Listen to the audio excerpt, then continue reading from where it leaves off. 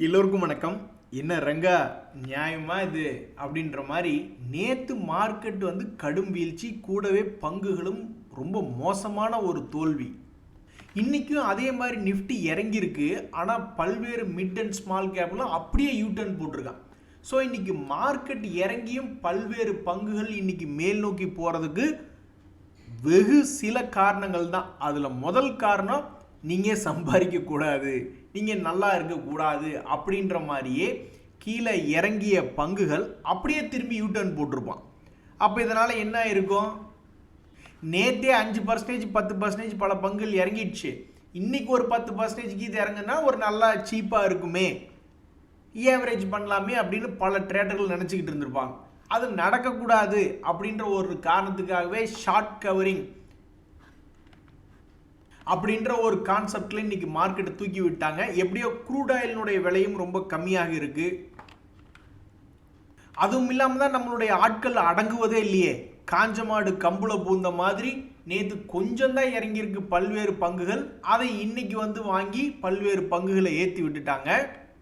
இதனால என்ன இருக்குன்னா, நம்மளுடைய மார்க்கெட்டில் 10%, 15% ஏறிய பங்குகள், 7% ஏறிய பங்குகள், 8%ன்னு ஏகப்பட்ட பங்குகள் இன்னைக்கு. இது போக இன்னொரு மிக முக்கியமான சந்தோஷமான செய்தி, கொஞ்சம் கொஞ்சமாக நம்பிக்கை என்பது கொஞ்சம் கொஞ்சமாக மார்க்கெட்டில் அதிகமாகிட்டு இருக்கு. இந்தியாவுக்கு அமெரிக்காவுக்கு உண்மையிலேயே ஏதாவது ட்ரேட் ஒப்பந்தம் நடந்துருமோ, அதில் முன்னேற்றம் வந்துருமோ அப்படின்னு நம்பும்படியாக இன்னொரு புதிய டீம் அமெரிக்காவிலிருந்து நம்ம இந்தியாவில் லேண்ட் ஆயிருக்கு. இனி இவங்களுடைய டிஸ்கஷனுக்கு என்ன அப்டேட் கொடுக்குறாங்க அப்படின்றது பொறுத்து இருந்து தான் பார்க்கணும். சில ட்ரேடர்கள் நினைப்பாங்க, அவங்க என்னத்தை அப்டேட் கொடுக்கறது, நாங்களே சொல்கிறோம் பாருங்க, எல்லாம் நல்லபடியாக தான் போயிட்டுருக்கு, அடுத்த வருடத்தில் ஏதாவது ஒரு ட்ரேட் ஒப்பந்தம் இது வருமானு நாங்களும் எதிர்பார்த்துக்கிட்டு இருக்கோம். ஆட பாவமே, இப்படிமாங்க ஒருத்தருக்கு 87,000 ரூபா லாஸ் ஆகணும்? ஸ்டாக் மார்க்கெட்டில் நம்ம எத்தனையோ லட்சம் லாஸ் அப்படின்றது அடிக்கடி நடக்குது. அதுக்கப்புறம் இப்படி மார்க்கெட் திரும்பி வரும்பொழுது பல பங்குகள் என்பது மேல் நோக்கி ஏறி வருது. இந்த அகமதாபாத்தில் ஒரு பெண்மணிக்கு என்ன நடந்திருக்கு அப்படின்னா, அவங்க என்ன கேட்டிருக்காங்க, எனக்கு பிரிஞ்சால் கொடுப்பா அப்படின்னு ஆன்லைனில் ஆர்டர் போட்டிருக்காங்க. வெறும் 24 ரூபாய்க்கு. அவன் கேட்ட பிரிஞ்சாலை கொடுக்க வேண்டியது தானே. அந்த எக் பிளான்ட்லேயே ரொம்பவுமே பெரிய அளவில் இருக்கக்கூடிய பெரிய கத்திரிக்காயை கொடுத்துட்டான். சரி, அப்போ எனக்கு 24 ரூபா ரீஃபண்டு வேணும் அப்படின்னு சொல்லிட்டு இவங்க போயிட்டு அவங்களுடைய வெப்சைட்டில் போய் தேடி பார்த்துருக்காங்க. அந்த கம்பெனியினுடைய கால் சென்டர் டீட்டெயிலாம் எடுத்திருக்காங்க. அங்கே ஒரு லிங்க் இருந்திருக்கு, அதை கால் பண்ணியிருக்காங்க. ஆனால் அந்த லிங்க்குக்கு இந்த கம்பெனிக்கு சம்மந்தமே இல்லை. எல்லா பேங்க்குகளும் சொல்கிறாங்க, எல்லா கார்பரேட் கம்பெனியும் சொல்கிறாங்க, யார் உங்களை கூப்பிட்டு பின் நம்பரோ அல்லது உங்கள் பேரோ உங்கள் பேங்க் அக்கௌண்ட்டோ இன்ஃபர்மேஷன் கொடுத்தா கொடுக்காதீங்க அப்படின்ட்டு. இப்போ நம்மளுக்கு சில பார்சல் வருது, அப்போ பின் நம்பர் கேட்குறாங்க, அப்போ கூட பின் நம்பர் ஏதாவது ஒரு பேர் சொல்லி தான் வருது. பேங்க் அனுப்புகிற பின் நம்பருக்கும் இந்த மாதிரி போஸ்டல் சர்வீஸில் இருக்கிறவங்க கொடுக்கக்கூடிய பின் நம்பருக்கும் வித்தியாசம் இருக்குது. இவங்க என்ன பண்ணிட்டாங்க, அந்த லிங்கை யூஸ் பண்ணி அவங்க என்னென்ன கேட்குறாங்களோ டீட்டெயில் எல்லாம் கொடுத்துட்டாங்க. டக்குன்னு 2 டிரான்சாக்ஷனில் 87,000 ரூபா பணத்தை தூக்கிட்டாங்க அவங்களுடைய சேவிங்ஸ் அக்கௌண்ட்லேருந்து. ஸோ இந்த மாதிரி பிரச்சனையில் மாட்டிக்கக்கூடாதுன்னா எந்த காலத்துக்கு எந்த விதமான ஓடிபியோ பேங்க் அக்கௌண்ட் டீட்டெயில்ஸோ தயவு செஞ்சு ஷேர் பண்ணாதீங்க. எனக்கு ஒரு இடம் இந்த மாதிரி நடந்துச்சு. துபாயில் ஒரு இடம் கிரெடிட் கார்டு என்னுடைய நம்பர் யூஸ் பண்ணி ஆன்லைனில் எவனோ ஒரு 40,000 ரூபாய்க்கு பொருள் வாங்கிட்டான் இந்திய ரூபாய் மதிப்பில். அதுக்கப்புறம் இதெல்லாம் எனக்கு தெரியவே தெரியாது. ஆனால் காலையில் பேங்க்காரங்க 7 மணிக்கெல்லாம் கூப்பிட்டு இந்த மாதிரி உங்கள் அக்கௌண்ட்டில் நீங்கள் ஏதாவது டிரான்சாக்ஷன் பண்ணிங்களா, இல்லையேப்பா அப்படின்னு.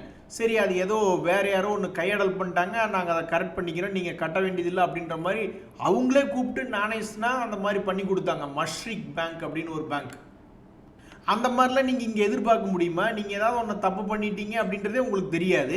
ஆனால் அது தப்பு நடந்திருக்குன்னு கண்டுபிடிச்சி பேங்க்காரங்களே உங்களை கூப்பிட்டு என்றைக்காவது ரிட்டர்ன் நடந்திருக்கு, அந்த மாதிரி உங்களுக்கு ஏதாவது சம்பவம் நடந்ததுன்னா வேணால் தெரியப்படுத்துங்க. மற்றபடி இந்த ஒரு இடம் லாஸ் பண்ணிட்டீங்கன்னு இவங்க போலீஸ் கம்ப்ளைண்ட்லாம் கொடுத்துருக்காங்க. ஆனால் அது எப்படின்னு இன்னும் கண்கட்டு வித்தைன்னு சொல்கிற மாதிரி இவங்களுடைய பேங்க் அக்கௌண்ட்லேருந்து வேற ஒருத்தருக்கு போயிருக்கு. எல்லாத்து லெட்ஜர்லேயும் அந்த டிரான்சாக்ஷன் இருக்குது. இருந்தாலும் பணத்தை பிடிக்க முடியலன்னா எல்லா கேஸ்லேயும் வருது. சில பெரும்பாலான கேஸில் ஆளுகளை பிடிச்சிடுறாங்க, ஆனால் அவன் பணத்தை செலவு பண்ணிடுறான். அதனால் ரொம்ப எச்சரிக்கையாக இருங்க நண்பர்களே.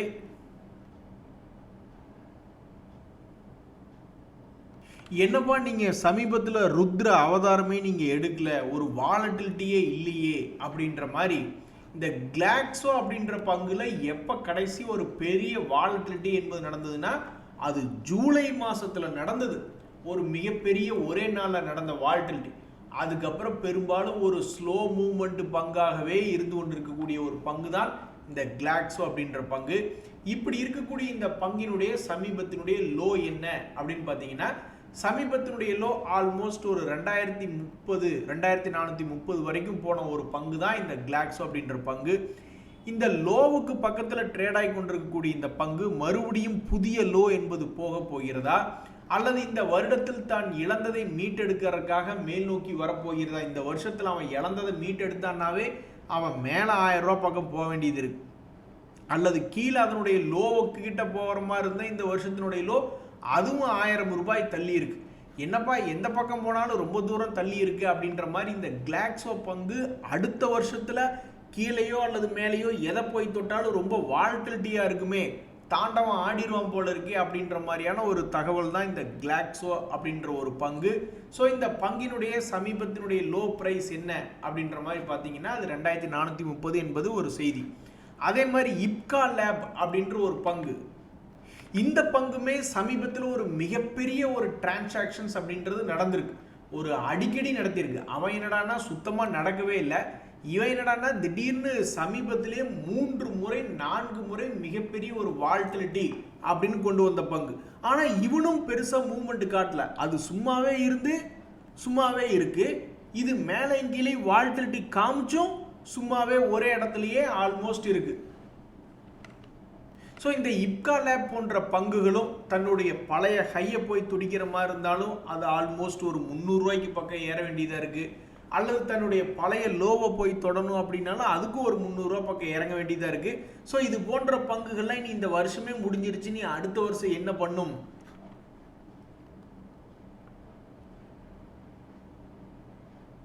எங்க பணமெல்லாம் அப்படியே கீழே படுக்க வச்சு மேலே சிமெண்ட் போட்டு ஒட்டி வச்ச மாதிரி ஆயிடுச்சுங்க தம்பி அப்படின்ற மாதிரி இந்த ஜேகே லக்ஷ்மி சிமெண்ட் அப்படின்ற ஒரு பங்கு ரொம்ப நாளுக்கு அப்புறம் மறுபடியும் அது கீழே விழுந்துடுச்சு.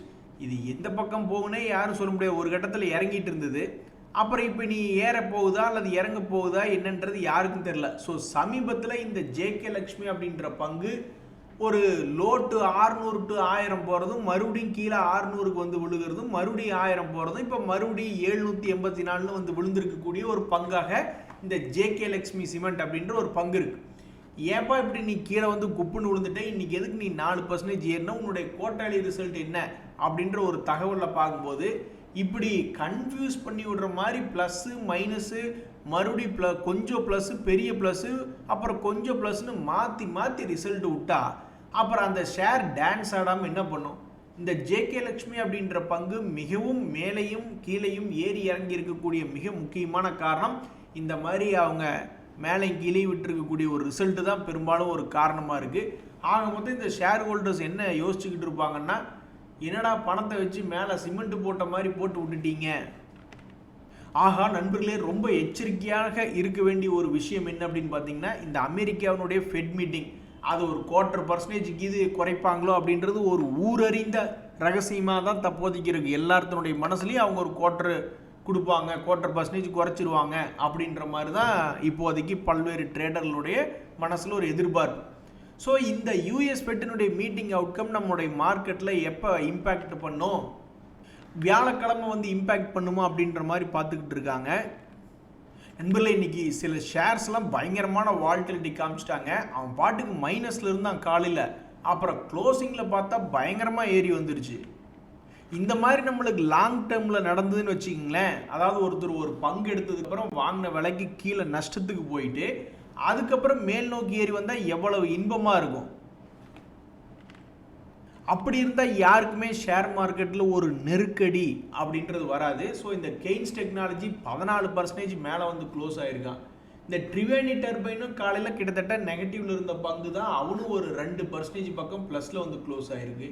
இந்த ஜிஇ வெர்னோவா அப்படின்ற ஒரு பங்கு அதெல்லாம் காலையில் வெறும் 2700 ரூபாய்க்கு சுற்றிக்கிட்டு இருந்த பங்கு க்ளோசிங்கில் 2900, ஒரு ஷேருக்கு 200 ரூபாயாப்பா நீ ஏறுவ அப்படின்ற மாதிரி. அதே மாதிரி குஜராத் ஃப்ளோரோ கெமிக்கல் அதுவும் காலையில் 3200க்கு சுற்றி கொண்டு இருந்த பங்கு தான் க்ளோசிங்கில் 3500. ஸோ இவங்கெல்லாம் அதிர்ஷ்டசாலிகள், உடம்புல எங்கேயோ இவங்களுக்கெல்லாம் மச்சம் இருக்குது அப்படின்னு பொறாமைப்படும் அளவுக்கு இது போன்ற முன்னணி கம்பெனிகள் மைனஸ்லேருந்து அவங்களுக்கு ப்ளஸ்ஸாக இருக்குது. நண்பர்களே, 3 வித்தியாசமான கம்பெனிகள், மார்க்கெட் கேபிட்டல் அதிகமாக இருக்குது, மார்க்கெட் கேபிட்டல் கொஞ்சமாக இருக்குது, மார்க்கெட் கேபிட்டல் ரொம்ப குறைவாக இருக்குது அப்படின்ற 3 வித்தியாசமான கம்பெனிகள். ஆனால் அதில் எஃப்ஐஎஸ் எப்படி எஸ்கேப் ஆகி ஓடுனாங்க அப்படின்ற மாதிரி ஃபர்ஸ்ட் இந்த குட்டியூண்டு கம்பெனி விகாஸ் லைஃப் கேர் அப்படின்ற ஒரு பங்கு, இந்த பங்கில் வந்து மொத்தமே 342 கோடி தான் அதனுடைய மார்க்கெட் கேபிட்டல். சில பேர் நினச்சிக்கிட்டு இருப்பாங்க எஃப்ஐஎஸ்னுடைய ஹோல்டிங் பர்சன்டேஜ் அதிகமாக இருக்குது அப்படின்ட்டு. கடைசியில் பார்த்தா அங்கே இருக்கிறதெல்லாம் குறைச்சிட்டு ஓடி போயிடுற மாதிரி ஆயிடும். அதே மாதிரி ட்ரீம் ஃபோக்ஸ் அப்படின்ற ஒரு பங்கு, அதுவுமே அதனுடைய ஹோல்டிங் வேல்யூ அப்படின்றது பார்க்கும்போது அதுலேயும் 11% என்பதெல்லாம் எஃப்ஐஎஸ்னுடைய ஹோல்டிங் இருக்குது. கடைசியில் பார்த்தா அவனை எங்கேயாவது ஒரு வகையில் எகிரி குடிச்சு ஓடிடுற மாதிரி இருக்குது. அதே மாதிரி பெரிய கம்பெனி 8969 கோடி மார்க்கெட் கேபிட்டல் இருக்கக்கூடிய பங்கு, அதுலேயுமே வந்து சமீபத்தில் 8%க்கு மேலேயெல்லாம் இருந்த ஒரு ஷேர் ஹோல்டிங் பேட்டர்ன் எஃப்ஐஎஸ் இது இப்போ 6.98% அப்படி தான் இருக்குது அப்படின்ற மாதிரி தகவல் வருது. ஸோ ஸ்டாக் மார்க்கெட்டில் எஃப்ஐஎஸ் விற்கிறாங்க அப்படின்னா அதில் ரொம்பவுமே மோசமாக இருக்கக்கூடிய குட்டி குட்டி கம்பெனிலாம் வந்து பெரும்பாலும் மொத்தமாகலாம் வெளியே நடந்துறது உண்டு. கொஞ்சம் ஓரளவுக்கு மார்க்கெட் கேபிட்டல் அதிகமாக அதே மாதிரி கொஞ்சம் லாபம் செய்யக்கூடிய கம்பெனிலாம் எதுக்கு இன்னும் கொஞ்ச நாள் இருந்து பார்க்கலான்னு சொல்லி இருந்து பார்க்குறாங்களே என்னன்னு தெரில. ஸோ எஃப்ஐஎஸ் வித்துட்டு போகிறதுனால கடும் சரிவு என்பது வருது. அந்த லாஸ் வந்து ஒரே ட்ரேடில் மறுபடியும் திருப்பி பிடிக்க முடியுமா அப்படின்றது அந்த ஆண்டவனுக்கே வெளிச்சம். எனக்கு தெரிஞ்சு ஒருத்தருமே அப்படி இல்லைங்க நண்பர்களே. நிறைய லாஸ் பண்ணிட்டு ஒரே ட்ரேடில் திருப்பி அந்த லாஸை பூரா பிடிச்சவங்களாம் நான் பார்த்ததே இல்லை. இது வரைக்கும் அந்த மாதிரி ஒரு கமெண்ட் படித்ததே இல்லை. அதே மாதிரி இந்த ரேட்ஸ் இன்ஸ்ட்ருமெண்ட் டைப்புக்கு செபியின் சமீபத்தியோட சில அறிக்கைகளில் அவங்களுக்கு ஒரு சப்போர்ட் அப்படின்ற மாதிரி தான் ட்ரேடர்களுடைய கண் பார்வையில் இருக்குது. அவங்க வெளியிட்டிருக்கக்கூடிய அறிக்கைகளில் மியூச்சுவல் ஃபண்டுகள் எவ்வளவு எடுக்கணும், எப்படி எடுக்கணும், இதனோட இன்ஸ்ட்ருமெண்ட் டைப்பை மாற்றுறது, அது போன்ற சில விஷயங்கள்லாம் இந்த ரேட்ஸுக்கு சமீபத்தில் உதவிகரமாக இருந்தது. அப்படி இருக்கக்கூடிய ரேட்ஸ் எவனாவது சமீபத்திய 2-3 நாள் ஹெவி செல்லிங்கில் பெருசாக ஒரு 10-15% இது இறங்கியிருக்கானா அப்படின்ற மாதிரி நான் போய் பார்த்தேன். கொஞ்சம் கூட நகரில். எப்படி ஒரு எருமை மாடு தண்ணிக்குள்ளேருந்து மெதுவாக தான் எந்திரிச்சு வரும் அப்படின்ற மாதிரி இதனுடைய இறக்கம் கடந்த 5 நாட்களில் பார்க்கும்போது வெறும் 2% தான்.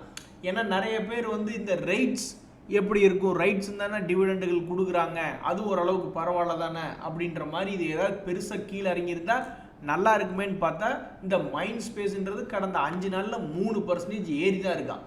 அதே மாதிரி இந்த நெக்ஸஸ் செலக்ட் ட்ரஸ்ட் அதுவும் உச்சாணி கொம்பில் தான் இருக்குது. ஆக நம்மளுக்கு வேணுங்கிற பங்குகளை ஏதாவது பெருசாக இறக்கி விடுவோம் அப்படின்னு பார்த்தா அங்கெல்லாம் ஒன்றும் பெருசாக இறக்கி விடவே இல்லை. வேறு ஷேர் மார்க்கெட் செய்திகளை பார்த்துக்கிட்டு இருந்தபோது இந்த மணி பாக்ஸ் ஃபைனான்ஸ் அப்படின்ற ஒரு பங்கு, அது பெரிய கம்பெனியோ சிறிய கம்பெனியோ பட் போனஸ் கொடுக்குறாங்க அப்படின்ற ஒரு தகவல் ஒன்று வந்துட்டு இருந்தது. அவங்க கொடுக்கக்கூடிய போனஸ்க்கு உண்டான ரெக்கார்ட் டேட் என்பது 15 டிசம்பர். அதே மாதிரி இந்த டிசிஎம் ஸ்ரீராம் இண்டஸ்ட்ரீஸ் அவங்களுடைய ஒரு காம்போசிட் ஸ்கீம் ஆஃப் அரேஞ்ச்மெண்ட் இன்டிமேஷனுக்கு என்ன ரெக்கார்ட் டேட் அப்படின்ற ஒரு தகவலை வெளியிட்டு இருந்தாங்க. இந்த டிசிஎம் ஸ்ரீராம் அப்படின்ற பங்கு சமீபத்தில் இந்த வருஷத்தில் ஆல்மோஸ்ட் ஒரு 800 ரூபாய் ரேஞ்சிலிருந்து 1500 ரூபா வரைக்கும் ஒரு ரவுண்டு போயிட்டு மறுபடியும் இன்னொரு ரவுண்டு போயிட்டு கீழே உளுந்து கிடக்கக்கூடிய பங்கு தான். இனி இந்த பங்குடைய மூவ்மெண்ட் எல்லாம் அடுத்தடுத்த நாட்கள் எப்படி இருக்குது அப்படின்றத பொறுத்து இருந்தால் பார்க்கணும். நன்றி, வணக்கம்.